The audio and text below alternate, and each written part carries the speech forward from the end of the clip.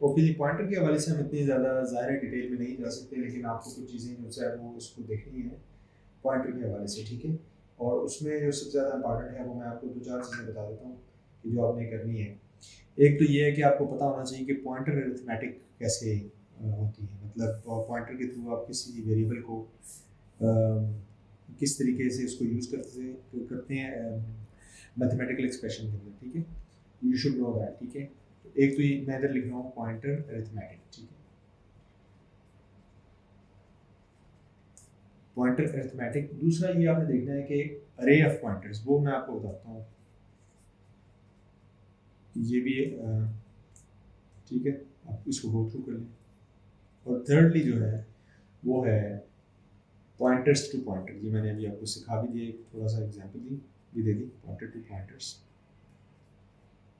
ठीक है? और फोर्थ जो चीज़ है वो है passing pointer to the function, ठीक है? Passing pointer to the function, ठीक है? ठीक है? और यानी you should know that passing an argument by reference or by address enable the passed argument to be changed the calling function by the call function, ठीक है? You should know that. The fifth चीज़ है वो है return pointers from the function.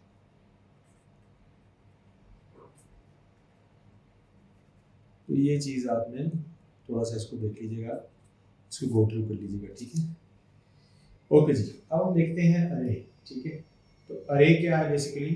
अरे वैसे आपने जो computer fundamental का कोर्स पढ़ा है उसके अंदर आपने अरे अच्छी तरीके से पढ़ी है, लेकिन अरे को हम थोड़ा सा रिकॉल करेंगे, ठीक है? और अंडरस्टैंड करेंगे कि अरे क्या है, ठीक है?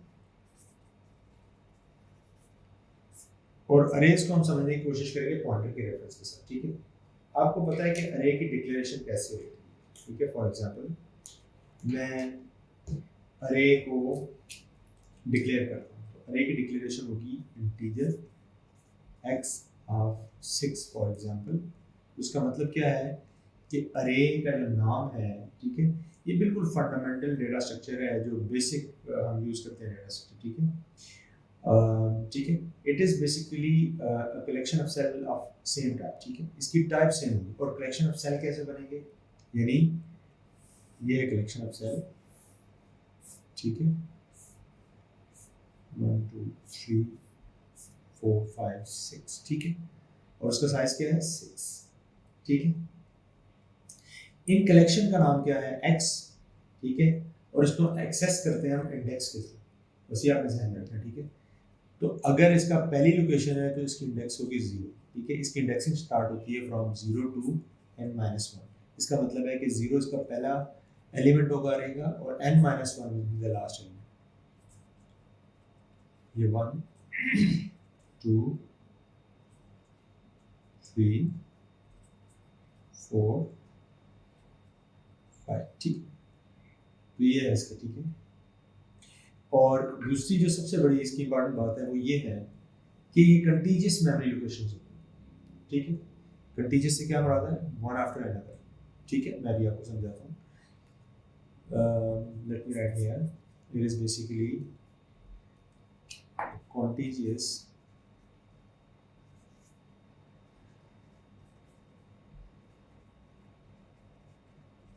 memory locations, ठीक है?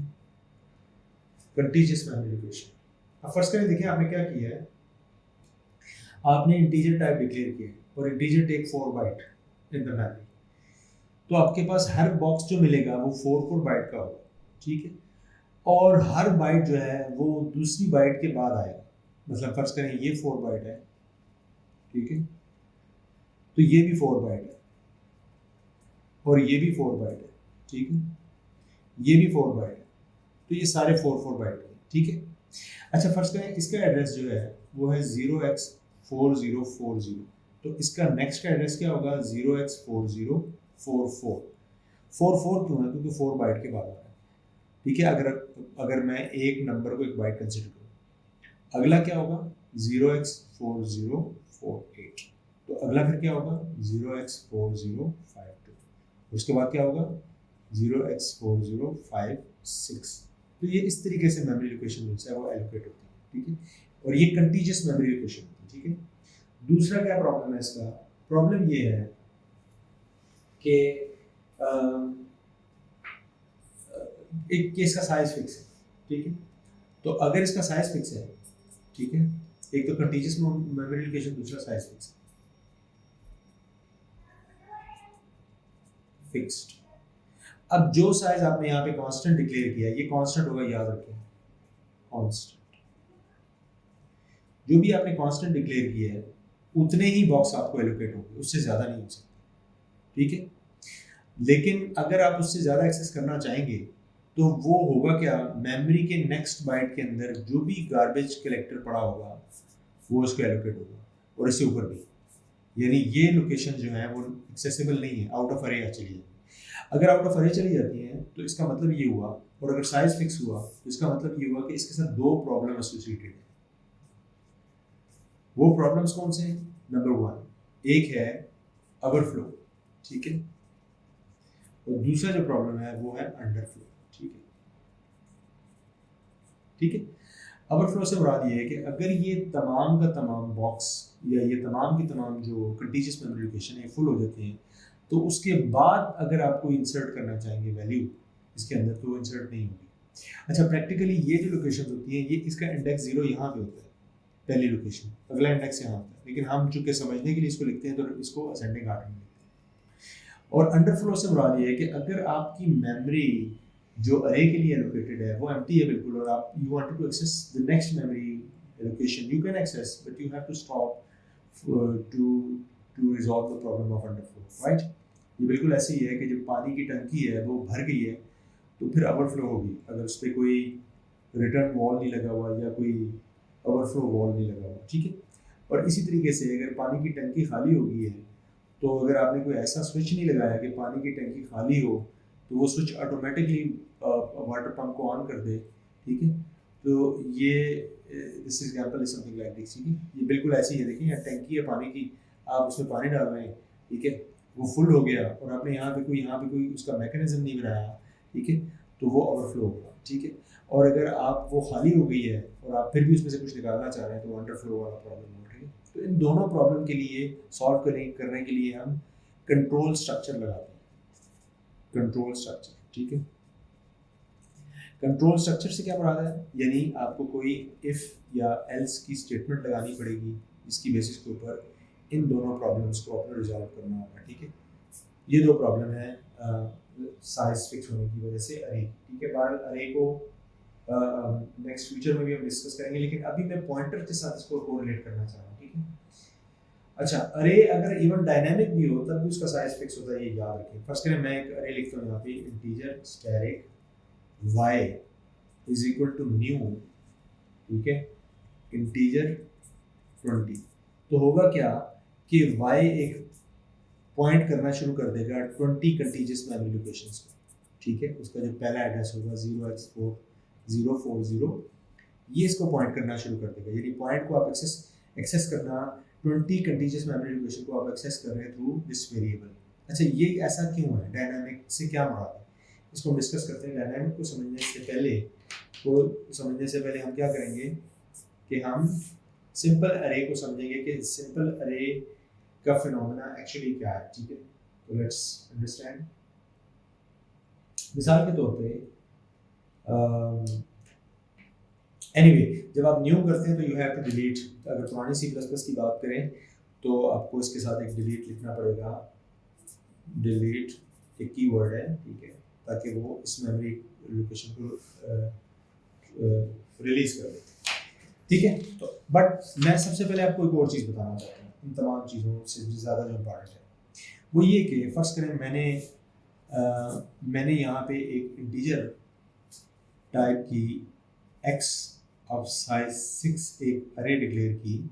चलें इसको डिक्लेयर नहीं करते, इसको इनिशियलाइज कर देते हैं, यहाँ पे 2 इवन नंबर डाल देते हैं 6, 8 और 10, ठीक है। एक और मुझे डालना पड़ेगा, ये 5 एलिमेंट है, तो मैं एक और एलिमेंट डाल देता हूँ 12, ठीक है, ठीक है।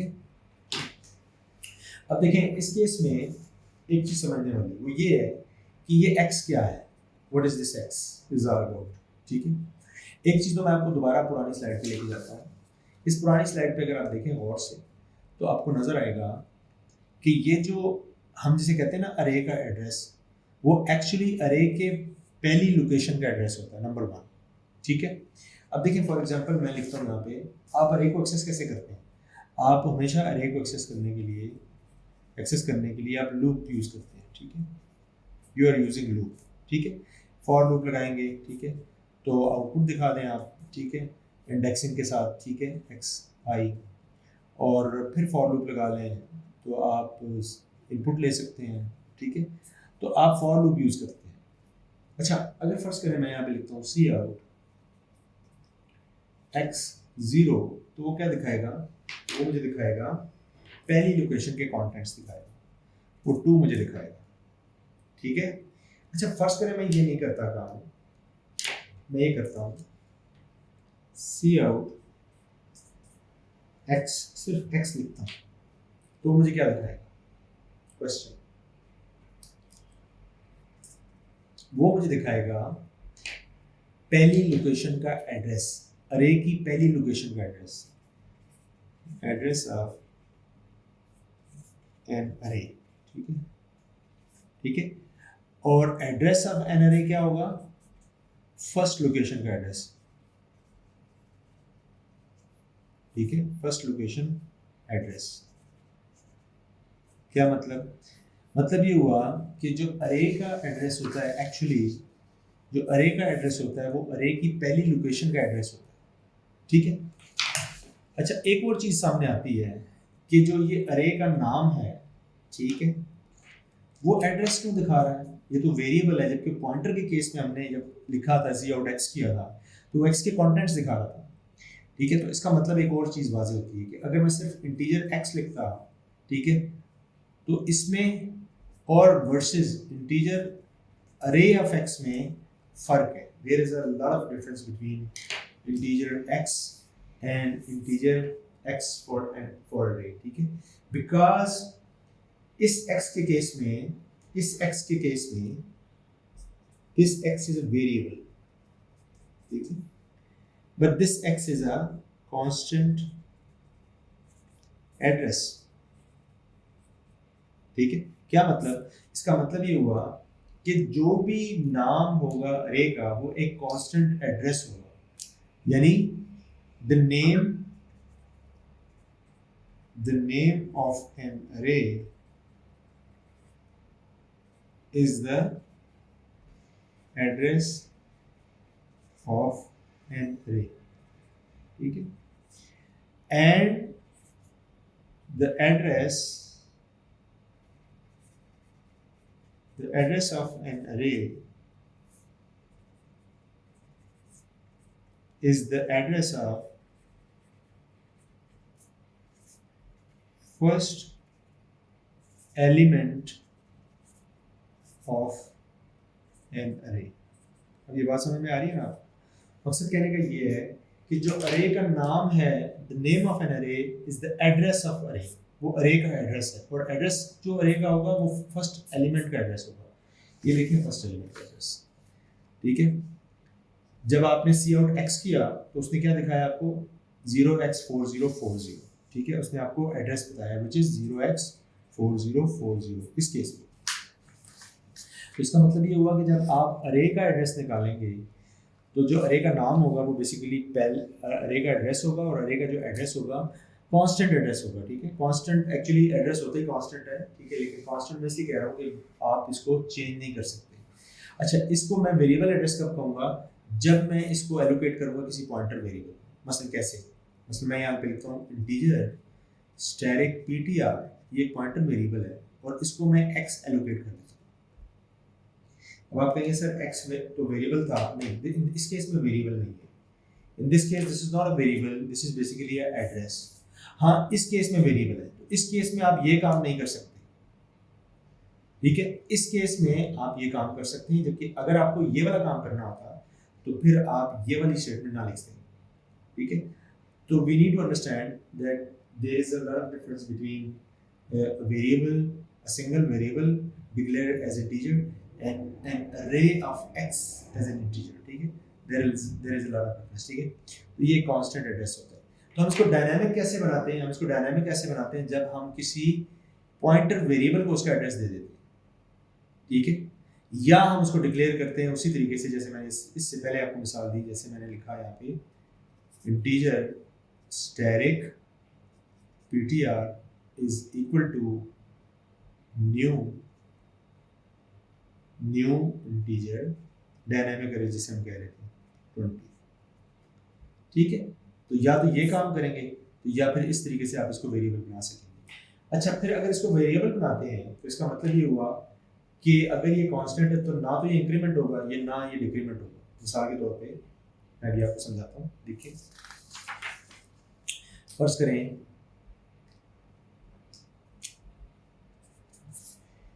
मैं यहाँ पे लिखता हूँ इंटीजर x 6 2 4 6 8 10, ठीक है। ये मेरा, फिर मैंने एक कम लिख लिया, आई एम सॉरी, ठीक है। अब मैंने ये 6 नंबर डिक्लेयर कर लिए फॉर एग्जांपल, ठीक है। और मैं ये चाह रहा हूँ, मैं एक कोड लिखता हूँ, मैं लिखता हूँ सी आउट x, और फिर मैं ये भी तो लिख सकता हूँ एड्रेस ऑफ x, ठीक है।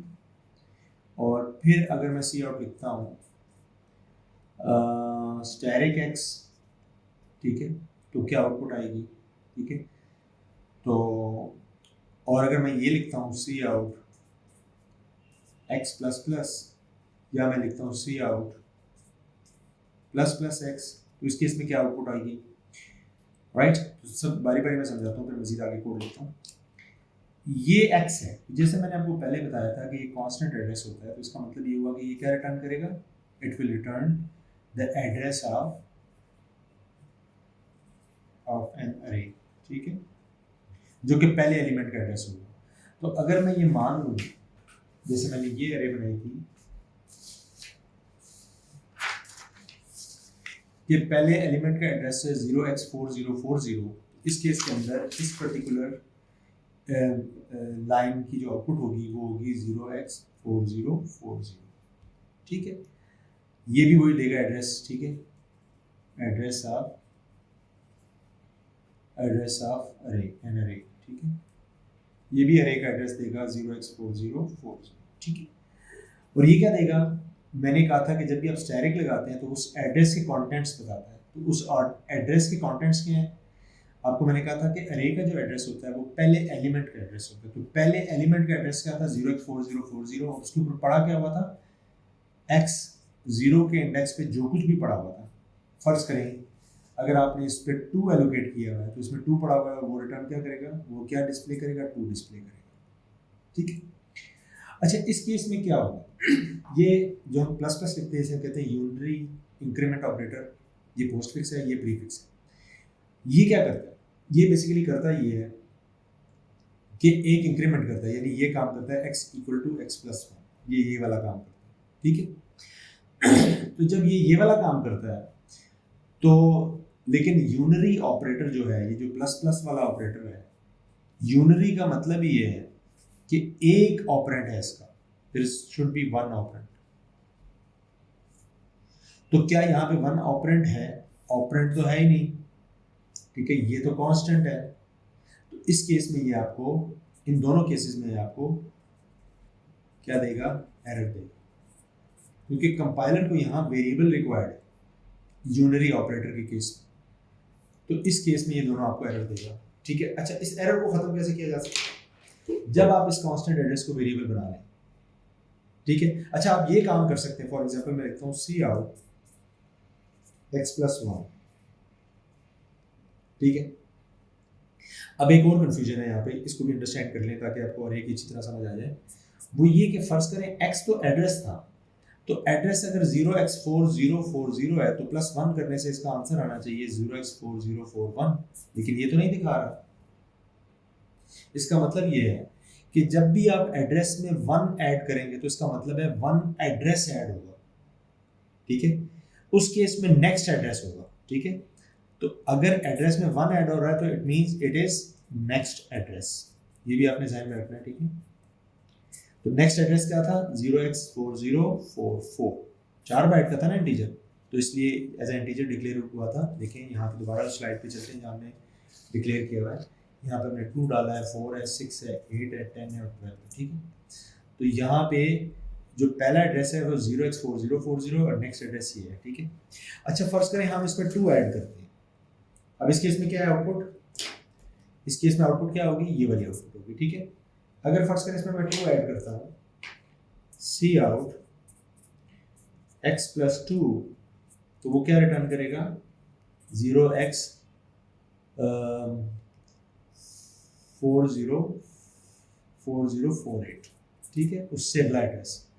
अच्छा अगर आप कहते हैं एड्रेस के कॉन्टेक्स्ट मुझे दिखाओ, जैसे हमने यहाँ पे देखा था, तो आप क्या करेंगे, आप लिखेंगे सी आउट x+1 होल स्टैक, तो वो क्या दिखाएगा आपको, आपको x के एड्रेस के कॉन्टेंट्स दिखाएगा, contents of x+1 and that is, पहला कॉन्टेंट्स 2 था, दूसरा क्या है 4, तो 4 इसकी आउटपुट है, ठीक है।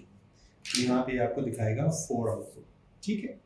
इसी तरीके से अगर आपने यहाँ पे सी आउट स्टैरिक x+2 करें, तो वो क्या आउटपुट दिखाएगा आपको, contents of x+2 which is 6, तो आपको 6 दिखाएगा, ठीक है। तो आपको क्या आउटपुट दिखाएगा, आउटपुट होगी आपकी 6, आउटपुट आएगी यहाँ पे 6, समझ आइए आपको। अच्छा अब मैं ये कह रहा था कि अगर फर्स्ट करें आप इस इंक्रीमेंट ऑपरेटर को इस अरे के लिए यूज करना चाहें तो कैसे यूज करेंगे, उसका तरीका कार ये होगा कि आपको इस अरे को रेफर करना पड़ेगा किसी वेरिएबल एड्रेस को। मिसाल के तौर पर कैसे, आप नेक्स्ट देखते हैं, ठीक है, आपको ये करना पड़ेगा, ठीक है। दोबारा से मैं डिक्लेयर करता हूँ इंटीजर x 6 2 4 6 8 10 12, ठीक है। तो मैं यहाँ पे एक इंटीजर टाइप का स्टैरिक ptr करूँगा और उसको x एलोकेट कर दूँगा, ठीक है। अब अगर आप सी आउट करना चाहते हैं, बिकॉज ये क्या है, this is not a constant any more, this is basically pointer variable. तो अगर ये पॉइंटर वेरिएबल है तो ये एक्ट कैसे करेगा, वेरिएबल की तरह एक्ट करेगा। तो आप कर सकते हैं क्या, ptr ++ स्टैरिक, अब वो क्या दिखाएगा, अब ये यूनरी ऑपरेटर जो है ये बेसिकली इसके साथ काम कर सकता है क्योंकि ये एक वेरिएबल, ठीक है, जबकि x के साथ नहीं कर सकता था। जैसे मैंने पहले आपको मिसाल बताई यहाँ पे कि इस केस में, इन दोनों केसेस में आपके पास एरर है, क्योंकि यूनरी ऑपरेटर के लिए ऑपरेंड जो है वो वेरिएबल होना जरूरी है। इस केस में अब ये वेरिएबल बन गया है तो इट विल वर्क फाइन, ठीक है। आप इसके ऊपर एक फॉर लूप लगा के सारे अरे एलिमेंट डिस्प्ले कर सकते हैं, ठीक है। ये था बेसिक हमारा अरे विद अ पॉइंटर, ठीक है। अब इसमें कुछ चीज़ें और भी हैं जो मैं डिस्कस करूँगा आपसे, ठीक है। इसकी एक्सेसिबिलिटी के हवाले से 2 डायमेंशनल अरे है, कुछ फंक्शंस हैं, ठीक है, ठीक है, जो आप यूज़ करेंगे, ठीक है। तो हमने ये देखा आज के लेक्चर में कि रेफरेंस को हमने दोबारा रिकॉल किया, ठीक है। हमने देखा कि रेफरेंस बेसिकली क्या है, थोड़ा सा गो थ्रू दोबारा करते हैं, सारे पेजेस में आपको 1 बाय 1 दिखाता हूँ, ठीक है।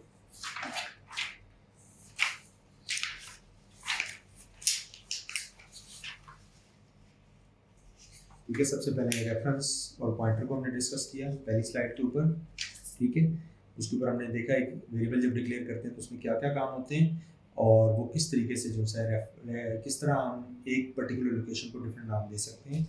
हमने ये चीज़ डिस्कस की, हमने पहले भी डिस्कस की थी, ठीक है। इसको हमने फिर मिसाल के साथ देखा, ठीक है। हमने एग्जाम्पल के साथ देखा कि एक्चुअली मेन फंक्शन कैसे काम करता है और रेफरेंस बेसिकली किस तरीके से काम करता है, उसका कोड भी लिखा और हमने इसे एग्जीक्यूट करके भी एग्जाम्पल के साथ देखा। उसके बाद हमने पॉइंटर को समझा, ठीक है, और हमने ये समझा कि पॉइंटर एक वेरिएबल होता है जो किसी एड्रेस को, किसी सेम टाइप के वेरिएबल के एड्रेस को सेव कर सकता है, और हमने उसकी टेम्परेरी मेमोरी लोकेशन के एड्रेसेस एलोकेट करके समझने की कोशिश की कि पॉइंटर काम कैसे करता है, और उसकी मिसाल भी हमने दी यहाँ पे कुकी बॉक्स की, ठीक है। और फिर हमने पॉइंटर टू पॉइंटर भी डिस्कस किया, और हमने ये देखा कि मल्टीपल पॉइंटर किस तरीके से नेक्स्ट पॉइंटर वेरिएबल के एड्रेस को सेव करते हैं, ठीक है। उसके बाद हमने एक एग्जांपल की जिसमें पॉइंटर वेरिएबल को हमने अच्छे तरीके से एक्सप्लोर किया, और पॉइंटर टू पॉइंटर को यूज़ करते हुए हमने डिफरेंट पॉइंटर के कॉन्टेंट्स को, वेरिएबल के कॉन्टेंट्स को डिफरेंट तरीक़ों से एक्सेस करने की कोशिश की, डिफरेंट प्रोग्राम स्टेटमेंट्स, ठीक है। इसमें हमने कुछ ये भी कहा कि आप इन चीज़ों को अच्छी तरह पढ़िएगा कि पॉइंटर अरिथमेटिक किस तरह यूज़ होते हैं, अरे ऑफ पॉइंटर किस तरह यूज़ होते हैं, ये मैंने एलैबोरेट भी कर दिए, और पॉइंटर टू पॉइंटर बेसिकली किस तरीके से काम करता है इसकी तो मैंने पर्टिकुलरली एग्जांपल भी बताई, ठीक है। फिर मैंने आपको बताया कि जो passing pointer to the function, वो बेसिकली पॉइंटर कैसे पास करेंगे आप फंक्शन के अंदर, और वो कैसे रिटर्न होगा, तो इसको एक्सप्लोर करने के लिए ये सारे टॉपिक आप जरूर एक दफ़ा फिर दोबारा रिवाइज कीजिएगा ताकि आपको अच्छी तरह समझें। बेसिक कॉन्सेप्ट मैंने आपको उम्मीद है अच्छे तरीके से समझा दिया, इसके बाद फिर आप लिख लीजिएगा। उसके बाद हमने अरे को समझा, ठीक है। अरे की कुछ प्रॉब्लम थी, उसको डिस्कस किया। अरे को डेटा स्ट्रक्चर के तौर पे हम एक्सप्लोर भी करेंगे, और आपने लैब के अंदर भी इसका टास्क किए होंगे, ठीक है। तो अरे को हमने डिक्लेयर किया, और अरे को हमने देखा कि ये कंटीजियस मेमोरी लोकेशंस होती है, इसका साइज फिक्स होता है, और उसके दो प्रॉब्लम होते हैं, ओवरफ्लो और अंडरफ्लो को, ठीक है। उसको किस तरीके से ओवरकम करते हैं, उसको हमें कंट्रोल स्ट्रक्चर के थ्रू ओवरकम करते हैं। कंट्रोल स्ट्रक्चर आपको पता है क्या है, C++ के अंदर आपने पढ़ा हुआ है। कंट्रोल स्ट्रक्चर जो है इफ एल्स स्टेटमेंट्स हैं, स्विच स्टेटमेंट हैं, लूप्स जो हैं, ये सारे कंट्रोल स्ट्रक्चर हैं। इसको कंट्रोल स्ट्रक्चर इसलिए कहते हैं कि हम बेसिकली प्रोग्राम के फ्लो को कंट्रोल करते हैं, उसके स्ट्रक्चर को, उसके एग्जीक्यूशन को कंट्रोल करते हैं यूजिंग डिफरेंट मैकेनिज्म, और वो सारे मैकेनिज्म इफ एल्स स्टेटमेंट हो सकती हैं, या कोई वो फॉर लूप हो सकता है, या कोई इस तरह की डिफरेंट चीज़ें हो सकती हैं, ठीक है। माइक्रोस गो टू स्टेटमेंट वगैरह भी यूज़ होते हैं, ठीक है।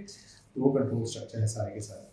उसके बाद हमने बेसिकली अरे की मिसाल को समझा और उसको कोरिलेट किया इंटीजर के साथ। हमने कहा कि जो इंटीजर x होता है उसको इंटीजर अरे ऑफ x के साथ बिल्कुल हम मिक्स नहीं करेंगे, ये दोनों डिफरेंट चीज़ें।